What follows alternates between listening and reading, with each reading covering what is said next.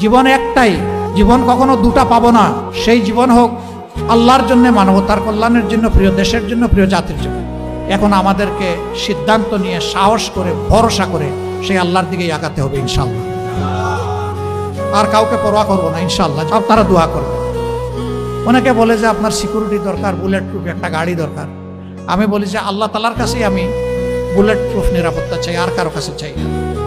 আমার যেদিন ডাক এসে যাবে কেউ আমাকে এখানে আর এক সেকেন্ডও রাখতে পারবে না। আর যতদিন আল্লাহ আমার হায়াত রেখেছেন কেউ আমাকে এই দুনিয়া থেকে উঠাই ফেলতে পারবে না। সুতরাং আপনারা দোয়া করবেন। এ লড়াই চলবে ইনশাআল্লাহ। এ লড়াই আমরা বন্ধ করব না ইনশাআল্লাহ।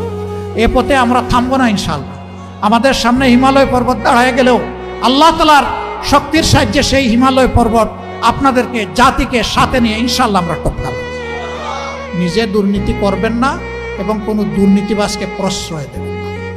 সমাজের সর্বক্ষেত্রে ন্যায় বিচার প্রতিষ্ঠা হবে, বিচার বিভাগ স্বাধীন হবে। কেউ বিচার বিভাগের উপর কোনো রাজনৈতিক হস্তক্ষেপ করতে পারবেন না। অপশাসনের বিরুদ্ধে, দুঃশাসনের বিরুদ্ধে, ফ্যাসিবাদের বিরুদ্ধে আমরা ঐক্যবদ্ধ। আল্লাহ তাআলা আমাদেরকে এই তৌফিক দান করুন। আসসালামু আলাইকুম ওয়া রাহমাতুল্লাহি ওয়া বারাকাতুহু।